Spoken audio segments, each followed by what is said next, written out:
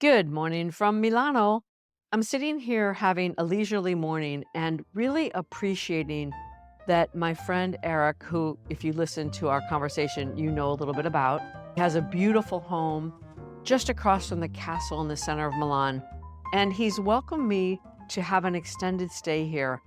And I'm so grateful because I'm having, I guess I'd call it sort of a normal experience. Last weekend, I ventured out of town to play pickleball with a group of people I had never met. I'm going to the grocery store and eating in a lot. I also get to use his beautiful office just a few doors down.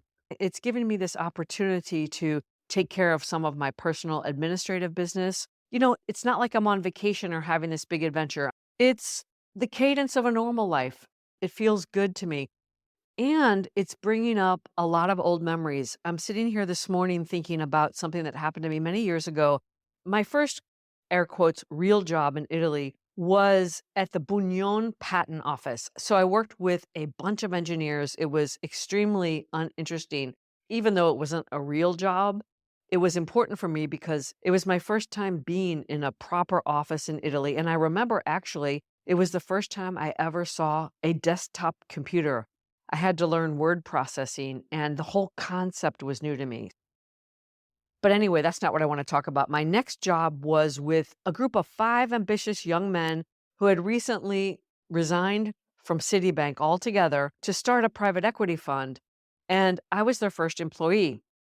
Now, for me, that was a very pivotal moment because it was the first time that I was exposed to sort of the upper echelons of Milan. Anyway, the story I want to tell is I remember going to Milan one day. It was a rainy, overcast day, and I pulled up to this super elegant building in a beautiful part of Milan. And there was a large light blue ceremonial ribbon around the doorway. And it was surprising to see it. And as I approached the doorway, just above the panel of buzzers was a photograph of someone who had passed away, their name, their birth date and passing, and information about their funeral. And I had never seen anything like it, or I had never noticed it, probably better said. And it kind of creeped me out. And when I walked into the office, I made this pronouncement to my boss.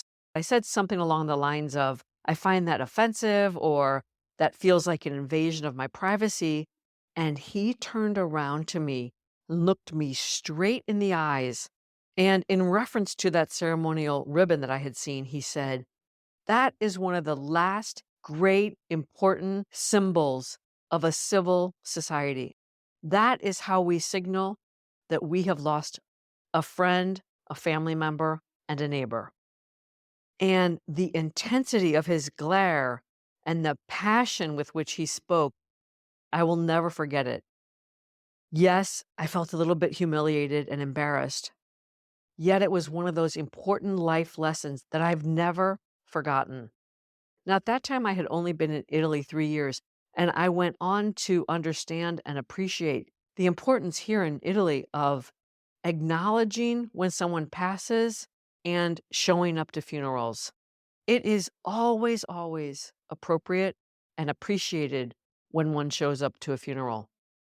It's one of those things that even if you haven't been in touch with someone for many years, it's it's this powerful way to show respect, and it's something that Italians greatly appreciate.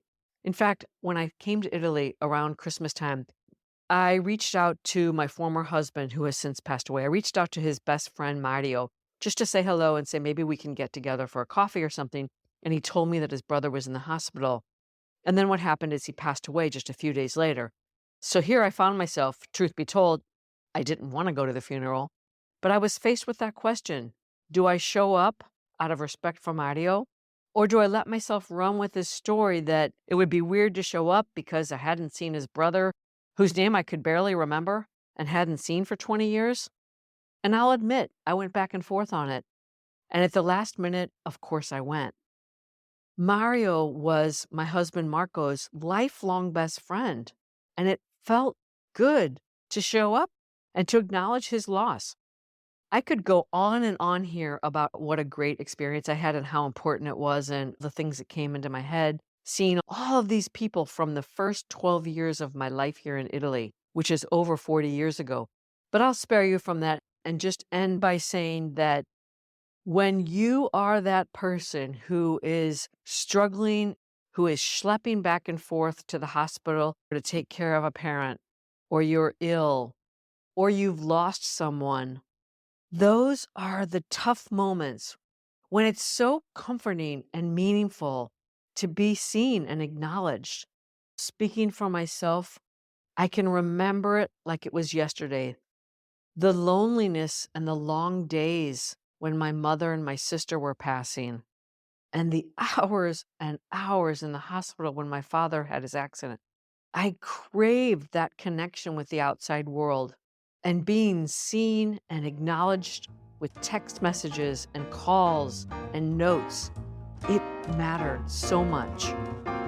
So there you have it. That's what I've got for you today. Until next time, from my heart to yours.